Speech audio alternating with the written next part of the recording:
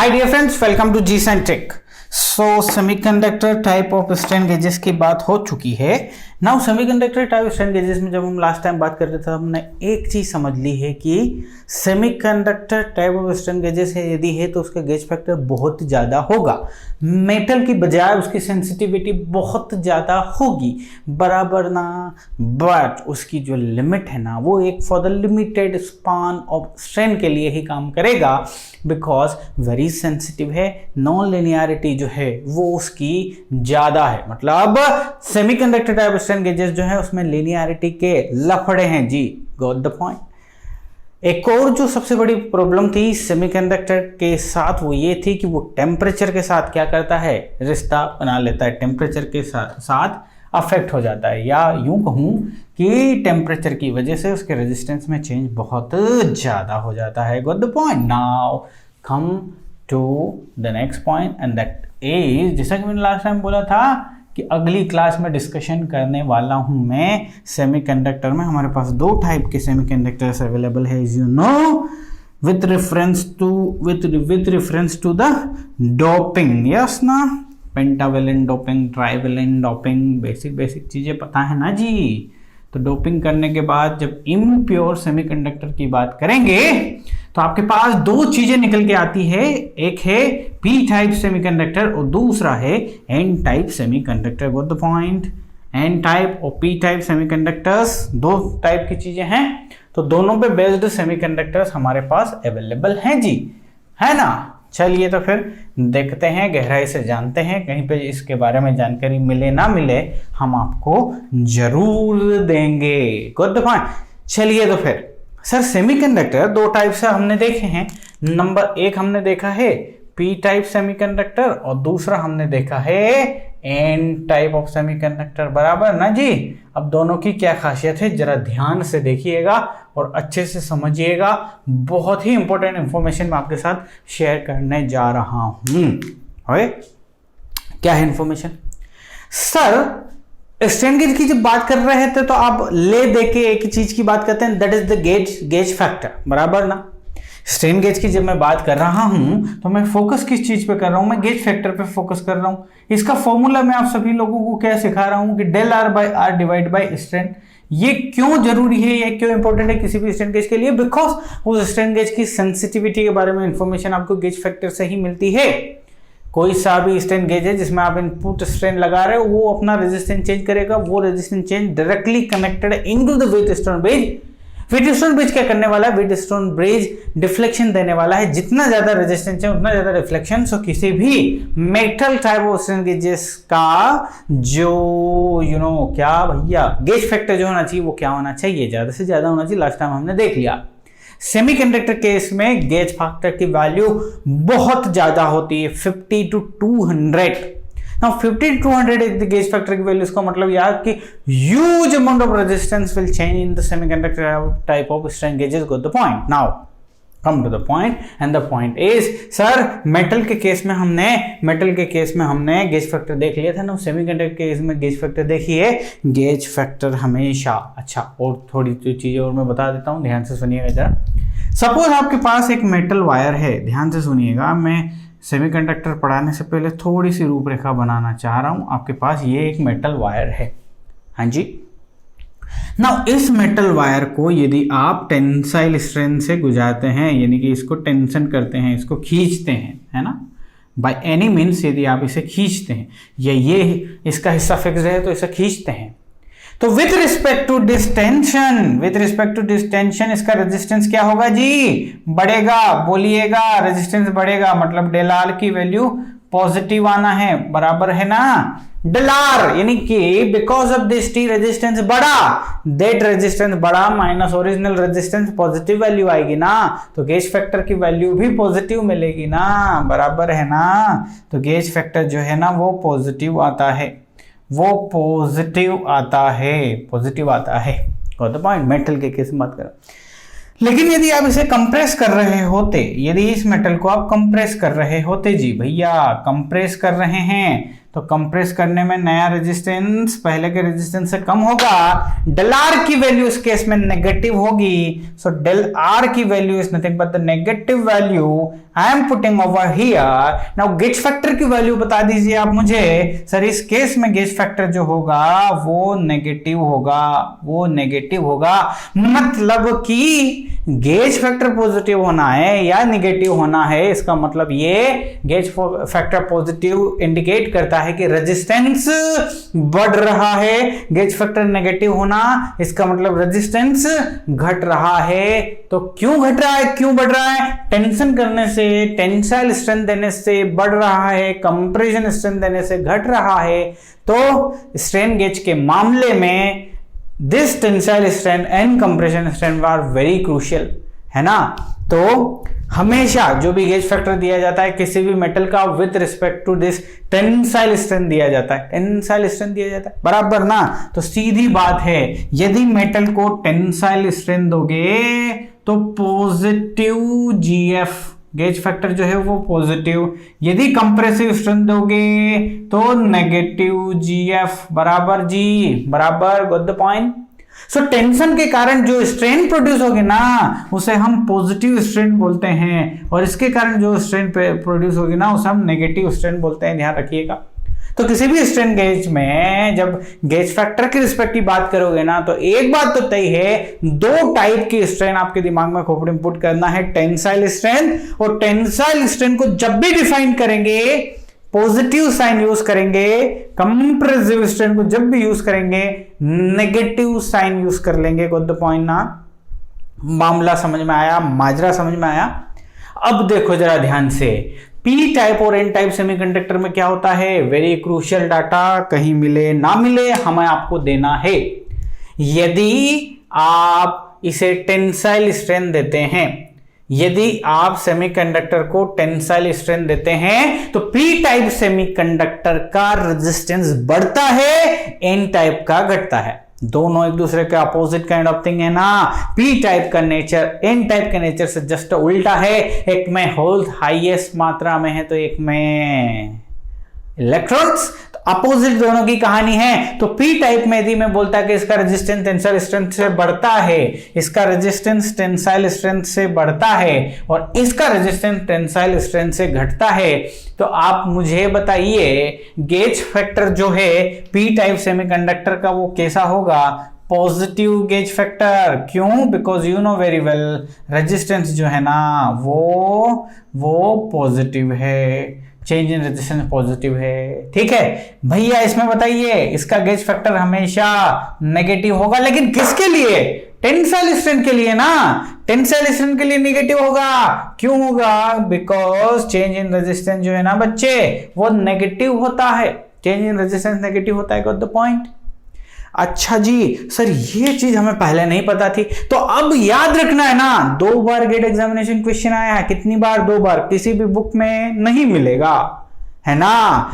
Book में मिलेगा आपको कि इसका गेज फैक्टर नेगेटिव होता है, इसका गेज फैक्टर पॉजिटिव होता है, बट वो भी इनकम्प्लीट स्टेटमेंट है जब तक कि हम यहां पे नहीं लिखे हैं कि for the tensile strength, for the tensile strength gauge factor of the p-type semiconductor is क्या? positive, and for the tensile strength n type के लिए क्या? negative। तो एक और कहानी मैं आपको यहां दिखा देता हूं कि यदि आप इसमें कंप्रेसिव स्ट्रेन दे रहे होते, यदि आप कंप्रेसिव स्ट्रेन दे रहे होते तो इसका रेजिस्टेंस जो है ना वो ड्रॉप करता, इसका रेजिस्टेंस ड्रॉप करता, मतलब इसकी वैल्यू नेगेटिव आती। इसके रिस्पेक्ट में यदि गेज फैक्टर निकाल रहे होते तो वो नेगेटिव आता, वो नेगेटिव आता, गॉट द पॉइंट। समझ में आई बात? यदि आप यहां पे कंप्रेसिव स्ट्रेन देंगे तो इसका रेजिस्टेंस जो है ना वो बढ़ेगा, इसका रेजिस्टेंस जो है ना वो बढ़ेगा, तो गेज फैक्टर जो है वो पॉजिटिव होगा, गेज फैक्टर पॉजिटिव होगा। But in general semiconductor type of strain gauges में चाहे पी टाइप हो या एन टाइप हो, हम उन्हें डिफाइन करते हैं with respect to tensile strength. Benchmark कौन है? Tensile strength. तो टेंसाइल स्ट्रेंथ के रिस्पेक्ट में यदि बात करूं तो पी टाइप का semiconductor strain gauge factor positive लेके आपके सामने आएगा, और N type semiconductor strain gauge आपके सामने गेज फैक्टर नेगेटिव लेके आएगा। नेगेटिव और पॉजिटिव का मतलब क्या है, now you know very well. एक छोटा सा क्वेश्चन लेता हूं बेस्ड ऑन दिस कॉन्सेप्ट, उसके बाद हमें एक क्वेश्चन सॉल्व करना है, ठीक है। चलिए क्वेश्चन लेने से पहले और मैं आपको थोड़े से पॉइंट समझाने की कोशिश करता हूं। हमने एक्सपेरिमेंट वाला वीडियो देखा है, स्ट्रेन गेज के एक्सपेरिमेंट वाला वीडियो देखा है। उसमें आपका जो स्ट्रेन गेज है एक थीन सी पतली सी परत है जिसमें कि bonded type of strain gauge, जिसमें कि आपका मेटल स्ट्रक्चर जो है वो इनक्लोज्ड है। नाउ आप इसे ऐसे करते हैं या ऐसे करते हैं, बराबर दो कंडीशन देखी थी ना। मैं आपको यहां बताने की कोशिश करता हूं कि हियर इट इज। चलिए जी, ये रहा आपका स्ट्रेन गेज, ठीक। ये रहा आपका स्ट्रेन गेज, है ना। नाउ इस स्ट्रेन गेज को आप क्या इधर से फोर्स लगा रहे हो या फिर इधर से फोर्स लगा रहे हो, बराबर ना। इधर से फोर्स लगा रहे हो या इधर से फोर्स लगा रहे हो। जरा ध्यान से देखो, ये यदि स्ट्रेन गेज है तो यहाँ पे या तो ऐसे फोर्स दे रहे हो या फिर ऐसे, यानी कि कुल मिला के आपका स्ट्रेन गेज टेंसाइल स्ट्रेन के लिए डिजाइन किया गया है। नहीं समझे? आपका स्ट्रेन गेज ऐसा डिजाइन किया गया है कि ये वायर इसकी लेंथ के अक्रॉस स्ट्रेच हो, बराबर ना। लेंथ के, जब इसको ऊपर से फोर्स लगाओगे तो ये इस साइड फैलेगा ना, इस साइड फैलेगा तो कौन सा हिस्सा स्ट्रेच होगा? वायर की लेंथ स्ट्रेच होगी कि वायर का डायामीटर स्ट्रेच होगा? वायर की लेंथ स्ट्रेच होगी। लेंथ यानी कि लॉन्गिट्यूडनल स्ट्रेन। कौन सी स्ट्रेन के लिए इसको डिजाइन किया गया है? Longitudinal strain.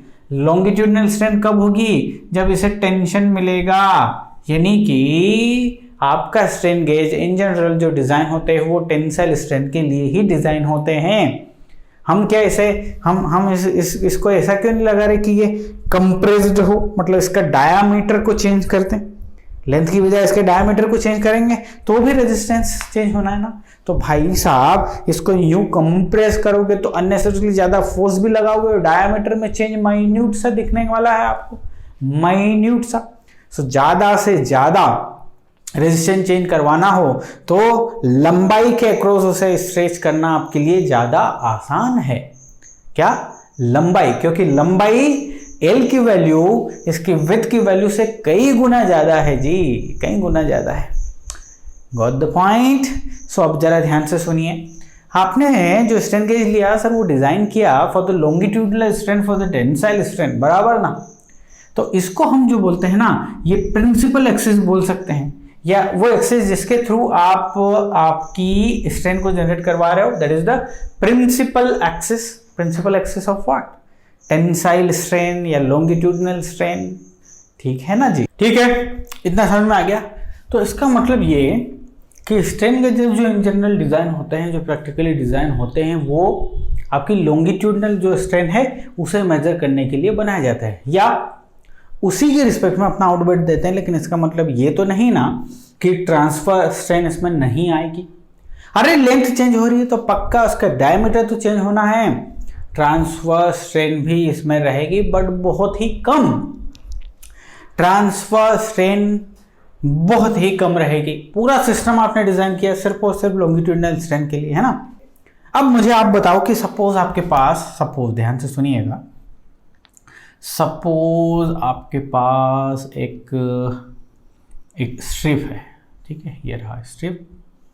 ये वही स्ट्रिप है जो अपने एक्सपेरिमेंट वाले वीडियो में देखी थी ना, जिस पे कि अपन माउंट कर रहे थे। किसको माउंट कर रहे थे? हमारे स्ट्रेन गेज को। अब यदि यहाँ फोर्स लगा रहा हूँ मैं, इस वाले हिस्से में फोर्स लगा रहा हूँ, और ये वाला जो हिस्सा है ये फिक्स्ड है, ये वाला हिस्सा जो है वो फिक्स्ड कर दिया मैंने, ठीक है। ध्यान से सुनिएगा, ये वाला हिस्सा फिक्स कर दिया। अब इसमें स्ट्रेन प्रोड्यूस होगी, पक्की बात है। तो आप बताओ ये स्ट्रेन गेज मुझे किस टाइप से लगाना चाहिए ताकि मैक्सिमम स्ट्रेन से एनकाउंटर हो। स्वाभाविक सी बात है सर, आप इसको ऐसे लगाइए, आप इसको ऐसे लगाइए कि इसका जो लॉन्गिट्यूडनल आपका लेंथ वाला हिस्सा है वो स्ट्रेन को एनकाउंटर करे, बराबर ना। क्योंकि ये स्ट्रेच होगा तो ये खींचेगा, इसको जैसे ही ये किया तो ये सरफेस में टेंशन आएगा, तो डायरेक्टली लेंथ के अक्रॉस डिस्ट्रीब्यूट हो जाएगा, तो इस केस में ही आपको मैक्सिमम स्ट्रेन मिलेगी, बराबर ना। बट यदि आप इसे ऐसा लगा दें, यदि आप इसे ऐसा लगा दें लाइक दिस, तो ये आपके लिए यूजलेस नहीं हो गया। क्यों? क्योंकि इसमें लेंथ में नलीफाई चेंज हो गया आपका, बट डायामीटर चेंज होगा, डायामीटर चेंज होगा। बट आपने चूंकि सिस्टम को डिजाइन किया किसके लिए?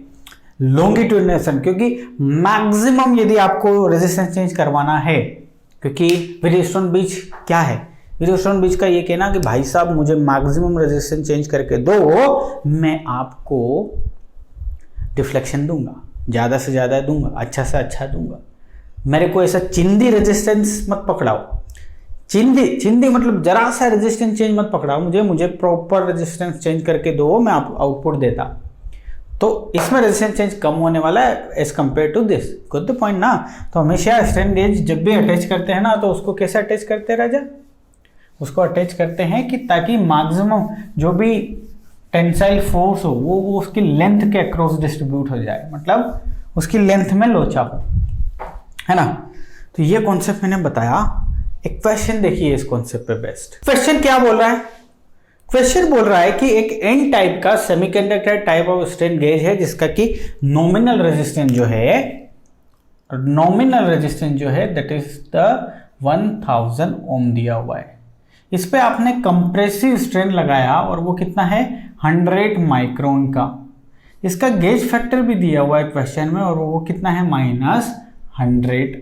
ये क्वेश्चन में आपको दिया हुआ है कि -100 इसका गेज फैक्टर है। स्वाभाविक सी बात है कि एन टाइप का सेमीकंडक्टर यदि है, एन टाइप का सेमीकंडक्टर टाइप स्ट्रेन गेज है, तो माइनस में उसका जीएफ रहेगा, बिल्कुल स्वाभाविक सी बात है। अब जरा देखिए, आपसे पूछा गया है कि इसका नया रेजिस्टेंस कितना है। अरे यार, जब आप उसे कंप्रेसिव स्ट्रेन लगाओगे तो उसका रेजिस्टेंस चेंज हो जाएगा ना, तो नाउ ओवरऑल रेजिस्टेंस कितना होगा? ये सिंपल सा क्वेश्चन आपके लिए पूछा। क्वेश्चन बड़ा अनोखा है, शानदार है, अच्छा है, लल्लू है, बट गलत कर देते हैं लोग। बहुत सारों को तो अभी भी कंफ्यूजन, इवन बहुत सारी बुक्स में भी अलग अलग दिया हुआ है भाई साहब, उनको भी कंफ्यूजन। देखिए जरा कंफ्यूजन दूर करते हैं। यहाँ पे हम क्या बोले कि साहब ये पूछना चाह रहा है कि टोटल रेजिस्टेंस कितना हुआ। तो गेज फैक्टर जो होता है वो तो हम जानते हैं कि वो होता है del(R)/R डिवाइड बाई स्ट्रेन, बराबर ये होता है। तो इसका मतलब ये कि गेज फैक्टर की वैल्यू है -100, स्ट्रेन की वैल्यू है 100 गुणा 10⁻⁻6 गुणा नॉमिनल रेजिस्टेंस की वैल्यू है 1000, और ये हो गई आपकी del(R) की वैल्यू, del(R) की वैल्यू हो गई, बराबर। सो del(R) की वैल्यू यदि यहाँ से निकालोगे तो वो कितनी आ गई? ये 3 और ये, so this is nothing but 10 -10। del(R) की वैल्यू -10 आई, मतलब चेंज इन रेजिस्टेंस -10 हुआ, चेंज इन रेजिस्टेंस -10 हुआ। तो इसका मतलब क्या? चेंज इन रेजिस्टेंस del(R) की वैल्यू क्या है कि आपने आपने जो कंप्रेसिव स्ट्रेन लगा दी, उसके बाद में स्ट्रेच्ड होके जो रेजिस्टेंस आया RC -R2 जो पहले था, तो RC की वैल्यू मालूम नहीं, RT की वैल्यू है 1000, del(R) की वैल्यू है -10, सो RC की वैल्यू यहाँ से आई 990 ओम। ये आप करते हैं, बराबर गलत करते हैं, सरासर अन्याय करते हैं, सरासर गलत करते हैं। This is not the correct answer. किसी ने छापा हो, छापते रहिए, गलत आंसर क्यों? देखो जरा ध्यान से। एन टाइप सेमीकंडक्टर को यदि कंप्रेसिव स्ट्रेन दे देते हैं तो रेजिस्टेंस तो बढ़ता है जी, रेजिस्टेंस तो बढ़ता है। एन टाइप सेमीकंडक्टर को यदि कंप्रेसिव स्ट्रेन देते हैं तो रेजिस्टेंस बढ़ता है, गेज फैक्टर पॉजिटिव होता है। बट यहां तो गेज फैक्टर नेगेटिव है। तो मैंने बोला था गेज फैक्टर हमेशा स्टैंडर्ड क्वांटिटी है और वो हमेशा दी जाती है with respect to tensile strength, क्योंकि बार बार चेंज नहीं कर सकता ना, एक पर्टिकुलर रेफरेंस मानना पड़ेगा। टेंसाइल स्ट्रेंथ के रिस्पेक्ट में गेज फैक्टर डिफाइन होता है, तो टेंसाइल में -GF कर दिया। अपने को टेंसाइल और कंप्रेशन से सिर्फ ये जानना है कि रेजिस्टेंस के साथ क्या लोचा हो रहा है। रेजिस्टेंस बढ़ता है, तो आपका तो घट रहा है, आपने जो किया है उसमें तो घट रहा है रेजिस्टेंस, तो कहाँ गलती कर दिया आपने? बिल्कुल गलती कर दिया आपने। फिर से देखिए जरा, gauge factor is equal to del R by R. अब जरा देखो कि इसकी वैल्यू है -100, मान ली बात। डेल आर की वैल्यू निकालनी है, आर की वैल्यू 1000 है। अब ये जो स्ट्रेन है ये कौन सी है? Compressive strain. और हमने क्या बोला था, जब भी कंप्रेसिव स्ट्रेन हो उसे नेगेटिव से डिफाइन कीजिए, जब भी टेंसाइल स्ट्रेन हो उसे पॉजिटिव साइन के साथ डिफाइन कीजिए, क्योंकि आप टेंसाइल स्ट्रेन भी दे रहे हो, कंप्रेसिव स्ट्रेन भी दे रहे हो, तो मैथमेटिकली चीज़ों को करोगे तो दोनों को अलग अलग साइन से डिफाइन करना पड़ेगा कि नहीं? यदि साइन नहीं देंगे तो कैसे पता कर पाएंगे कि टेंसाइल स्ट्रेंथ है या कंप्रेशन स्ट्रेंथ? और साइन क्यों देना पड़ रहा है? क्योंकि दोनों के हिसाब से अलग अलग चीजें होती हैं भैया। टेंसाइल स्ट्रेंथ में इसमें पॉजिटिव हो रहा है रेजिस्टेंस, में नेगेटिव रेजिस्टेंस हो रहा है। मेटल का ही केस ले लो, टेंसाइल स्ट्रेंथ में अलग रेजिस्टेंस, कंप्रेसिव स्ट्रेंथ में अलग रेजिस्टेंस। यदि टेंसाइल स्ट्रेंथ हो चाहे कंप्रेसिव स्ट्रेंथ हो, दोनों में सेम टाइप का रेजिस्टेंस चेंज होता है, तो फिर साइन से डिफाइन करने की जरूरत पड़ती क्या? नहीं। टेंसाइल स्ट्रेंथ से रेजिस्टेंस बढ़ रहा है, कंप्रेसिव स्ट्रेंथ से भी रेजिस्टेंस बढ़ता, तो फिर दोनों को साइन डिफाइन नहीं करना पड़ता, बट मैथमेटिक्स है। तो सर इसको मुझे नेगेटिव से डिफाइन करना पड़ेगा, -100। सो ये -100 रख लीजिए आप, कहानी खत्म हो जाएगी आपकी, 10⁻⁻⁶। अब यहां से डेल आर की वैल्यू होगी 10 ओम, 10 ओम। सो 10 ओम यदि पॉजिटिव चेंज है, इसका मतलब नया रेजिस्टेंस जो होगा ना कंप्रेसिव स्ट्रेन के लगने के बाद, वो कितना होगा? 1010 ओम, 1010। सो करेक्ट आंसर क्या है? 101। तो पूरा मुद्दा जो था वो किसके इर्द गिर्द था? इसके इर्द गिर्द। याद रखिएगा, बहुत काम आएगा। अब हम क्वेश्चन की शुरुआत करते हैं आपकी स्क्रीन पे, इसके बाद वाला क्वेश्चन। आप मानेंगे नहीं, ये गेट का क्वेश्चन है। हाँ, गेट में ऐसे क्वेश्चन आते हैं, कॉन्सेप्चुअली स्ट्रॉन्ग होना हर सब्जेक्ट में, ऐसे क्वेश्चन मिलेंगे करने को, और ऐसे क्वेश्चन हम धड़ाधड़ उड़ाएंगे, कॉन्फिडेंस से भर जाएंगे, है ना? अपने को डिफरेंट बनना है ना। A semiconductor strain gauge, simple सा दिया हुआ है question. A semiconductor strain gauge, options भी दिए, has a much higher gauge factor than that of a metal wire gauge. कोई शक है क्या? सेमीकंडक्टर स्ट्रेन गेजेस का ऑप्शन नंबर जो ए है आपकी स्क्रीन पर, कि इसका रेजिस्टेंस जो है ना वो मेटल की बजाय बहुत ज्यादा होता है, बिल्कुल सत्य स्टेटमेंट है। बी स्टेटमेंट क्या है? Employs piezo electric property of undoped silicon. Piezo electric property क्या होती है भाई? पीजो इलेक्ट्रिक प्रॉपर्टी ये होती है कि जब उसको हम कंप्रेस करते हैं, टेंशन करते हैं, जब हम उस पर लोड अप्लाई करते हैं, और उस लोड की वजह से यदि चार्ज प्रोड्यूस हो जाए उसकी सरफेस पे, डायनेमिक लोड देते हैं, डायनेमिक लोड की वजह से यदि चार्ज उसके सरफेस पे आ जाते हैं, तो इसे बोलते हैं पीजो इलेक्ट्रिक प्रॉपर्टी। तो ऐसा कुछ होता है क्या इससे? No, option B correct, wrong answer. कोई बंदा इसको यदि सी ऑप्शन लगा के आता, does not require temperature compensation. अच्छा जी, टेम्परेचर से तो बहुत ज्यादा अफेक्ट होता है ना हमारा semiconductor type of strain gauge, तो टेम्परेचर कंपनसेशन तो मस्ट है ना जी। तो टेम्परेचर कंपनसेशन सी भी गलत हो गया। डी में बोलता है exhibits very little gauge factor variation as compared to that of the metal wire gauges. Not at all, ये भी wrong answer. Exhibit very little gauge factor variation, बिल्कुल wrong answer. बहुत ज्यादा वेरिएशन होता है ना गेज फैक्टर में, बहुत ज्यादा रेजिस्टेंस चेंज हो रहा है ना, तो पहला जो था आंसर आपका सही है। दूसरा क्वेश्चन स्क्रीन पर, a strain gauge has a gauge factor of G equal to -100. Gauge factor G is equal to -100। तो हमने क्या बोला, गेज फैक्टर हमेशा डिफाइन होता है विद रेफरेंस टू या with respect to tensile strain. Now tensile strain के respect में कौन सा स्ट्रेन गेज ऐसा है जिसका कि आपका जो गेज फैक्टर है वो नेगेटिव हो? एन टाइप सेमीकंडक्टर्स तरह अभी तो बताए, तो ऑप्शन था unbonded metal type, bonded metal foil type, P type semiconductor, N type semiconductor. N type semiconductor for sure, N type semiconductor जो है ना, फॉर श्योर क्या होता है, नेगेटिव गेज फैक्टर होता है, वो भी इतना ज़्यादा होता है, नेगेटिव गेज फैक्टर वो भी -100।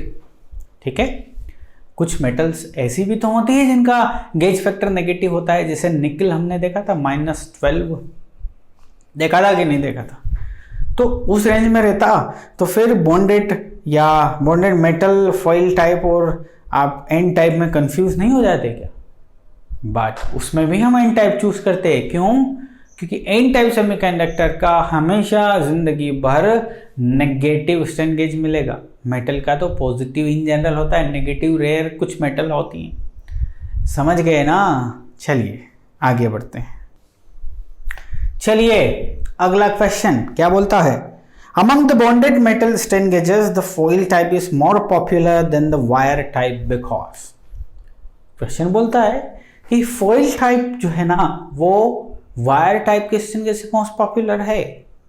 क्यों है भाई? ऑप्शंस भी दे दिया है आपके, है ना।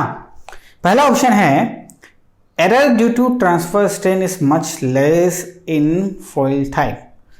हाँ यार, ट्रांसफर स्ट्रेन वाला फंडा तो देखना पड़ेगा हमें, है ना। ट्रांसफर स्ट्रेन वाला फंडा तो देखना पड़ेगा। देखो, इसको हम पहले भी डिस्कशन कर चुके हैं, बराबर ना। आपके पास वायर टाइप स्ट्रेन गेज है। देखो, आपके पास एक है वायर टाइप, ठीक है, वायर टाइप है, और एक है आपका पास फॉइल टाइप, ठीक है। अब देखो दोनों में क्या मेन मुद्दा है, आप जरा ध्यान से देखो। आप यदि वायर टाइप को स्ट्रेच करते हो, आप वायर टाइप को स्ट्रेच करते हो, कैसा स्ट्रक्चर है इसका, ऐसा वायर टाइप स्ट्रक्चर है, बराबर डिस्कशन कर चुके हैं। लॉन्गिट्यूडनल स्ट्रेन के लिए ये काम कर रहा है, बराबर। आप इसे स्ट्रेच कर रहे हो भैया, स्ट्रेच किया आपने, टेंसाइल स्ट्रेन लगा के इसको स्ट्रेच किया, है ना। इसका लेंथ चेंज हो रहा है, और इसमें कौन, लॉन्गिट्यूडनल स्ट्रेन जो है वो सारा गेम कर रहा है। लेकिन क्या इसमें ट्रांसफर स्ट्रेन नहीं हो रहा है? क्या इसमें ट्रांसफर स्ट्रेन नहीं हो रहा है? बिल्कुल हो रहा है। अच्छा, इसका कोई डायमीटर मैं मान लेता हूँ, इसका मैंने डायमीटर मान लिया, सपोज 5 माइक्रोमीटर मैंने मान लिया, सिर्फ समझाने के लिए आपको, 5 micrometre. And because of this length change, इसका डायमीटर में जो चेंज हो रहा है, डेल डी जो हो रहा है, जो चेंज हो रहा है, वो मैंने मान लिया 0.005 माइक्रोमीटर, ये मैंने मान लिया, बराबर। तो इसमें ट्रांसफर स्ट्रेन कितनी आ गई? मान लो आपसे बोलता कोई ट्रांसफर स्ट्रेन बताइए, तो आप बोलते कि चेंज कितना है, 0.005 माइक्रो डिवाइड बाई 5 माइक्रो, बराबर। माइक्रो गेट कैंसर, सो 0.001, ये है इसका टेंसाइल आपका ट्रांसफर स्ट्रेन। अब ये जो स्ट्रेन है ना, इसके रिस्पेक्ट में कुछ भी नहीं है, जो आपको एप्सिलॉन एल लॉन्गिट्यूडनल स्ट्रेन निकाल, ये सिर्फ समझाने के लिए किया मैंने। अब आपके पास यदि फॉइल टाइप होता, तो फॉइल टाइप का ऑब्वियस सी बात है, एरिया ज़्यादा होता है, क्रॉस सेक्शनल एरिया, डायमीटर ज़्यादा होगा उसका डी जो है ना 50 माइक्रो एम। मैंने सिर्फ आपको नंबर फिगर शो करने के लिए किया है। Same to same foil type में भी आपने लॉन्गिट्यूडनल स्ट्रेन दी, सेम टू सेम लेंथ तक उसको स्ट्रेच किया, तो इसमें भी आपने माना कि जो डेल डी हुआ वो हो गया आपका कितना, 0.005 माइक्रोमीटर, है ना। सेम आपका डायमीटर चेंज हो गया इसी अमाउंट से, जिस अमाउंट से इसका हुआ था एक पर्टिकुलर लेंथ के लिए। अब यहाँ यदि आप ट्रांसफर स्ट्रेन निकालते तो वो कितनी आती, 0.005 डिवाइड बाई 50। अब इसकी वैल्यू ज़्यादा है या इसकी वैल्यू, स्वाभाविक सी बात है सर, इसकी वैल्यू ज़्यादा है और इसकी वैल्यू कम है, तो जिस सेमीकंडक्टर बॉन्डेड स्ट्रेन गेज को आपने डिज़ाइन किया है लॉन्गिट्यूडनल स्ट्रेन पे वर्क करने के लिए, या सिर्फ you are going to consider resistance है because of the longitudinal strain, उसमें ट्रांसफर स्ट्रेन एरर जनरेट करेगी, और वो एरर इसमें ज़्यादा होगी क्योंकि ट्रांसफर स्ट्रेन ज़्यादा है तो एरर ज़्यादा है, इसमें एरर कम है क्योंकि ट्रांसफर स्ट्रेन कम है। तो कौन ज़्यादा एरर जनरेट करेगा, फॉइल टाइप या मेटल टाइप?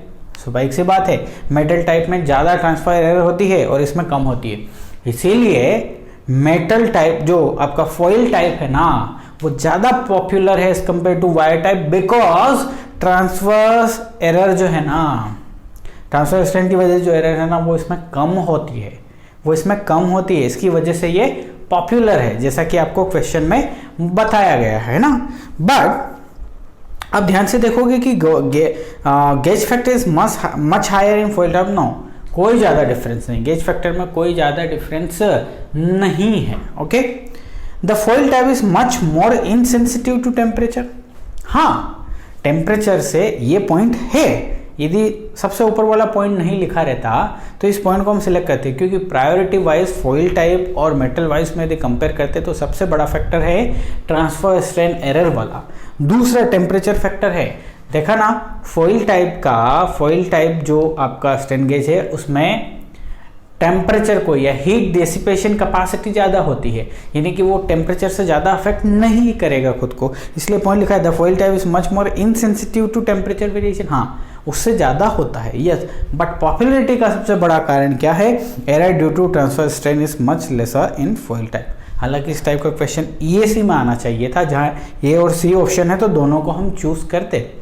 इतना डायरेक्टली आप कंफ्यूज हो जाओगे इस टाइप के क्लोज रिलेशन में एग्जाम में, क्योंकि दोनों ट्रू पॉइंट है, बट एक टाइम पे आते थे गेट में क्वेश्चन। अब तो क्या है, स्क्रूटनी हो जाती है, गेट वाले क्वेश्चन पूछते हैं, हर साल 2 से 3 क्वेश्चन उनके गलत निकलते हैं, और चूंकि वो तो टाइम का तकाजा है कि अब इस बार वो उन लोगों को इन टाइम पे गेट IIT जो सेट करता है गेट एग्जामिनेशन, उनको पेपर भी पब्लिश करना पड़ते हैं, आंसर की भी पब्लिश करना पड़ती है, और गलत सलत कुछ हुआ ना तो बच्चे लोग एनकाउंटर करते हैं, तो उसको फिर जवाब भी देना पड़ता है, और ये आजकल के दिनों में कॉमन है। पहले ऐसा नहीं था, तो इस टाइप के क्वेश्चन पूछ लिए जाते थे, बराबर ना। नेक्स्ट क्वेश्चन हम देखेंगे, नेक्स्ट क्वेश्चन आपकी स्क्रीन पर है, लेकिन इस क्वेश्चन को हम अगले लेक्चर में देखते हैं, ठीक है।